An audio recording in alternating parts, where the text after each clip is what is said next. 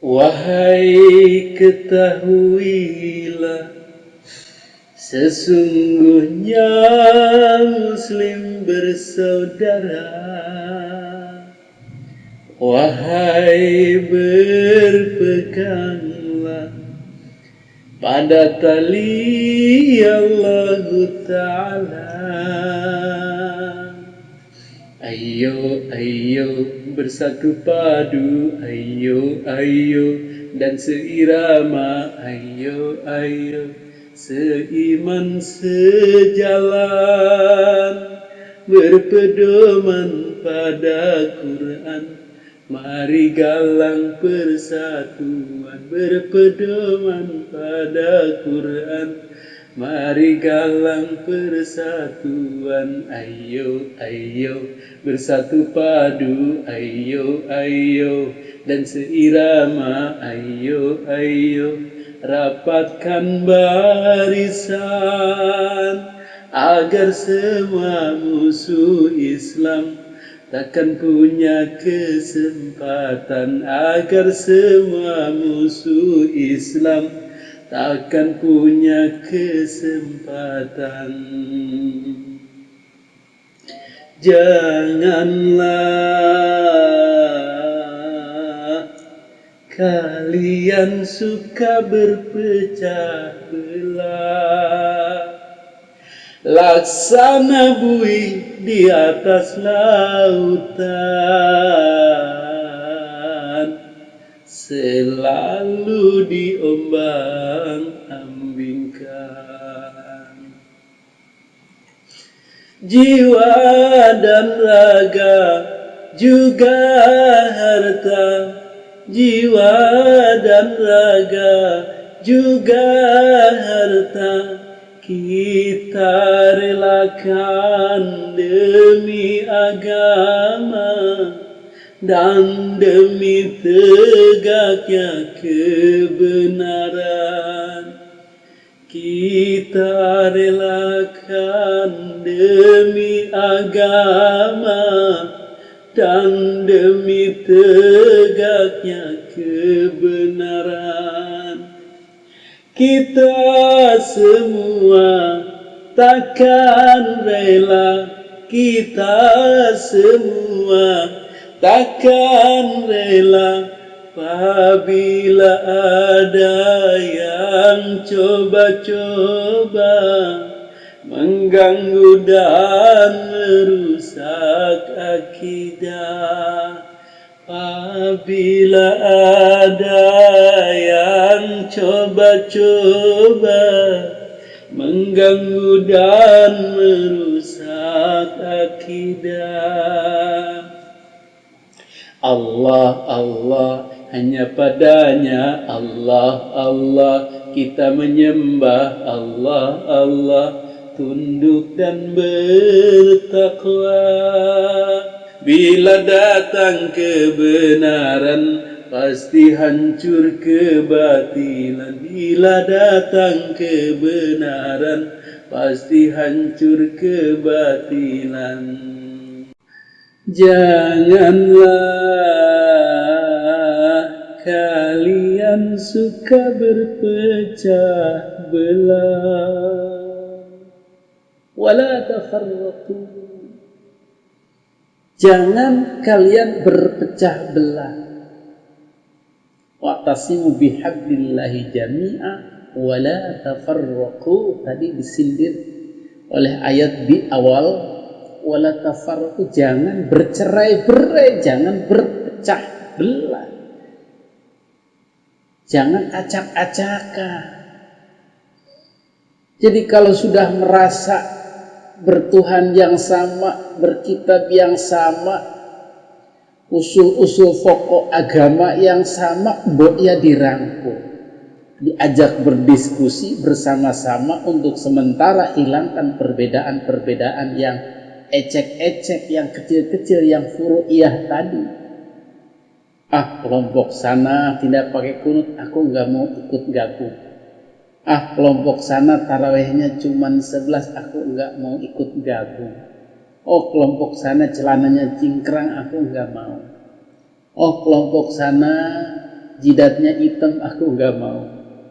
Hal-hal seperti ini yang kecil-kecil ini kemudian menghambat persatuan yang besar. Ini sudah melanggar daripada firman Allah, wala tafarraqu wa'tasimu bihablillahi jami'a wala tafarraqu, ini dikemanakan? Karena perbedaan yang kecil ini gara-gara batal wudu, gara-gara tidak tahlil, perbedaan masalah presiden, perbedaan masalah pemilu, sehingga umat Islam akhirnya bermusuhan satu sama lain. Ini sudah melanggar. Ini sudah tidak komitmen dengan ayat Al-Quran. Janganlah kalian suka berpecah belah, laksana buih di atas lautan. Umat Islam ini digambarkan oleh Kanjeng Nabi Muhammad sallallahu alaihi wasallam suatu saat akan seperti buih di lautan. Jadi syair ini adalah terjemahan dari hadis Rasulullah sallallahu alaihi wasallam.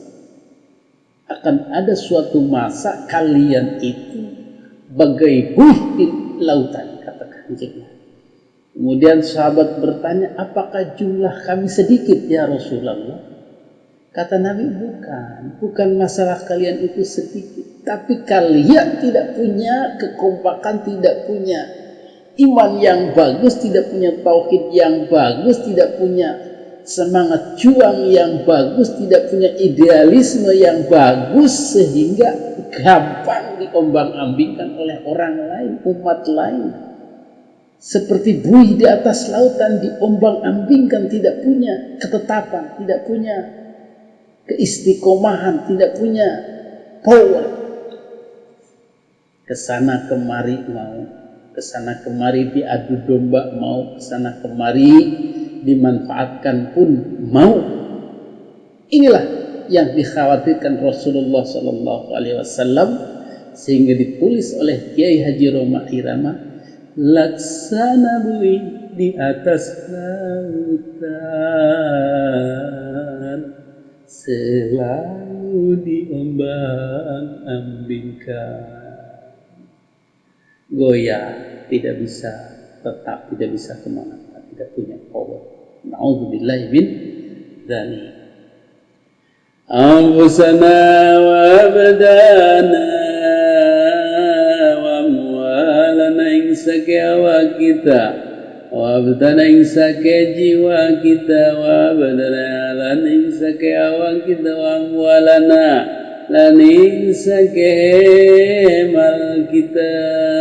Semua yang kita miliki, jiwa kita, raga kita, harta kita, nafaqoni dinina kita, infakan kita relakan demi agama kita, relakan demi agama, waliqamatil haq, dan demi tegaknya kebenaran, dan demi tegaknya kebenaran. Wajahidu fi sabilillah bi amwalikum wa anfusikum, berjihadlah di jalan Allah dengan hartamu dan jiwamu. Jadi kalau untuk urusan agama semua kita kerahkan, semua kita korbankan. Jangan sampai ragu, jangan sampai terlalu banyak perhitungan. Ini pesan dari Allah Subhanahu wa Ta'ala, kemudian dibuatkan syairnya oleh Bang Haji Roma Irama. Inilah prioritas kita, bagaimana jiwa dan raga kita untuk agama ini nomor satu, kemudian persatuan nomor satu, maka perbedaan menjadi nomor sekian. Walan nardo lan ora pisan-pisan ridho kita semua takkan rela liman yubaik wa yufsidul aqidah, kade wong kang yubaik nyempitaken wa yufsidul aqidah lan ngerusak iya wong al aqidah ing aqidah. Apabila ada yang coba-coba mengganggu dan merusak akidah, jangan diam, jangan takut, harus bereaksi ketika ada orang-orang yang merusak akidah, ada faham-faham yang merusak akidah, ada program-program yang merusak akidah, mengganggu ke dalam ketentraman beribadah, mengganggu ke dalam pelaksanaan agama. Kita jangan diam saja, maksudnya begitu. Jadi jangan merasa baik-baik saja ketika ada satu program yang dirasa menyudutkan umat Islam, maka kita harus vokal. Ramai-ramai tadi itu persatuan itu. Dari Muhammadiyah kah bersuara, dari NU kah bersuara, bahkan dari Wahabi bersuara, dari Persis bersuara, dari Salafi bersuara, dari macam-macam aliran bersuara. Jadi kompak semua bersuara sehingga agenda-agenda untuk melemahkan akidah, untuk merusak, memasukkan budaya-budaya yang tidak sesuai dengan kultur umat Islam Indonesia, maka kita cegah. Inilah pentingnya persatuan umat itu, sehingga akan mentak, semua akan mentak.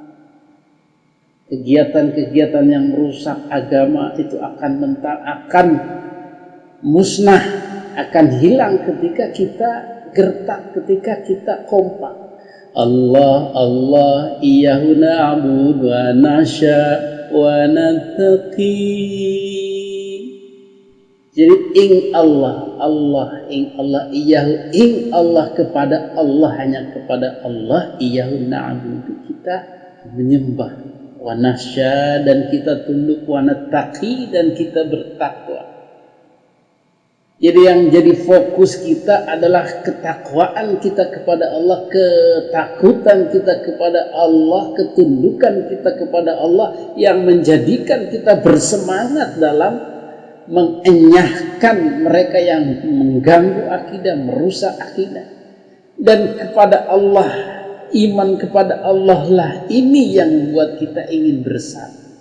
Jadi kalau kita sudah yakin la ilaha illallah iyyahu na'budu, maka kita akan punya kekuatan, dibantu oleh Allah Subhanahu wa ta'ala. Bila datang kebenaran, pasti hancur kebatilan.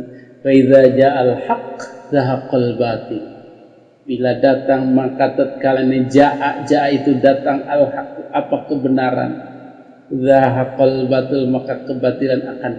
Ini adalah ayat daripada Al-Quran, kalamullah subhanahu wa ta'ala. Idza ja'al haqq wa zahaqal batil innal batila kana zahuqa. Ini ayat Al-Quran. Jadi ketika datang kebenaran, cahaya kebenaran Islam sudah datang, maka kebatilan akan hancur. Tugas kita adalah menghadirkan cahaya itu. Jadi ketika dalam suasana gelap kita diam saja, maka akan tetap gelap. Tetapi ketika kita mati lampu, suasana gelap, apa yang kita lakukan? Nyalakan cahaya. Maka kegelapan itu akan sirna. Begitu juga ketika kemaksiatan merajalela, ketika orang-orang ingin merusak akidah, merusak agama, menjalankan program-program yang tidak jelas dan hanya akan mengakibatkan kerusakan kepada moral, maka kita pun datang membawa cahaya kebenaran Islam. Oh, ini tidak sesuai. Oh, ini kita ada program yang lebih baik. Oh, ini kita ada program supaya umat lebih bertakwa. Maka kita hadirkan cahaya, maka program-program tadi itu akan redup dengan sendirinya. Begitu maksudnya.